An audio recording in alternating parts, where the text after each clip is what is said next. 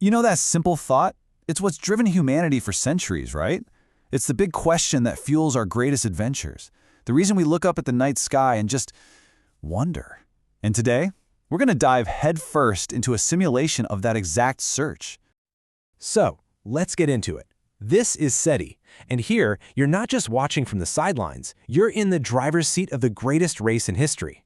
This isn't just some abstract idea, it's a full-on competition to see who can make the most incredible discovery imaginable, using methods inspired by how we actually explore space. All right, so in this giant cosmic sandbox, what's your mission? What's the one thing, the one goal, that's going to define whether your agency succeeds or fails? That's right. You are the director. Every single decision, how you spend your money, what kind of research you focus on, it all comes down to you. The weight of this whole thing, it's on your shoulders. And here's the bottom line. The ultimate prize is to find evidence of two completely different alien species. And for each one, you've got to collect 3 different types of clues to prove they exist, and you've got to do it before your rivals beat you to it.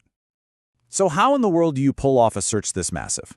Well, let's open up your toolbox and see what you've got to work with. These are the core actions, the scientific methods you're going to use to make history. First things first, you can't find aliens from your desk, right? You got to get out there. By spending credits, which is basically your agency's budget, you can launch a probe from Earth. This is your very first step out into the great unknown. Now, once your probe is flying through space, you can use its energy, and trust me, you have to manage this stuff carefully, to land it on a planet or a moon. This is how you start looking for that up-close, physical evidence.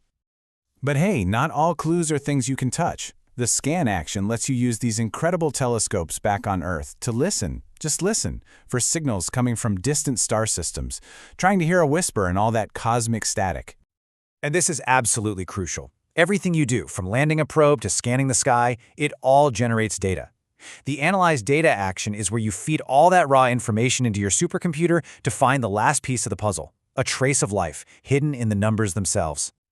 Okay, so we've got our tools. How do we actually use them to find these alien traces? Well, each of those actions we just talked about feeds into a very specific path to discovery. There are 3 ways to find the traces you need, and you're going to have to get good at all of them. It's pretty straightforward, really.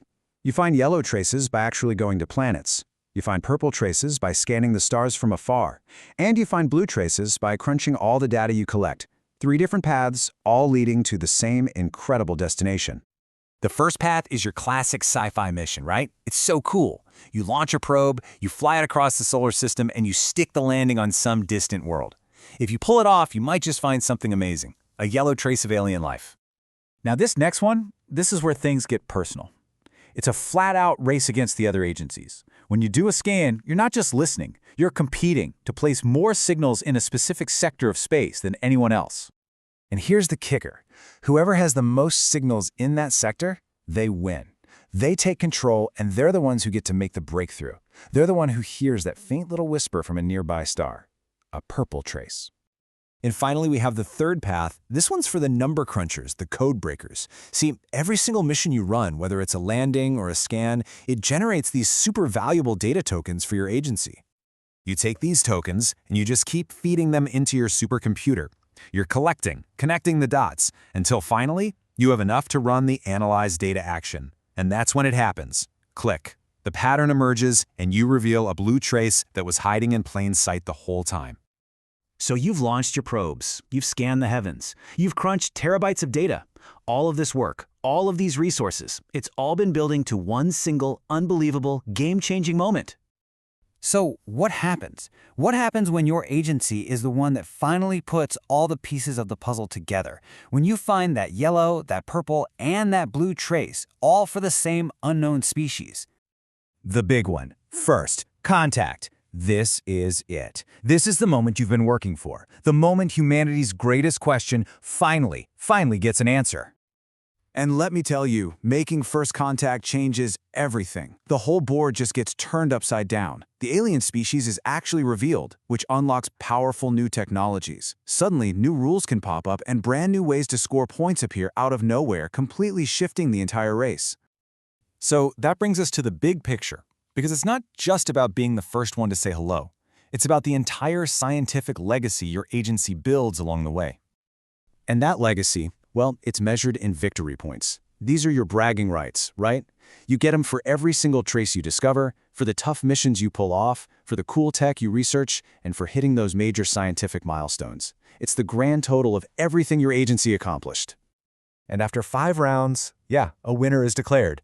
But that feeling, that search, it never really stops, does it? The universe is just so vast. Who knows what other secrets are waiting out there in the next patch of sky you decide to look at? Maybe, right now, someone is looking back.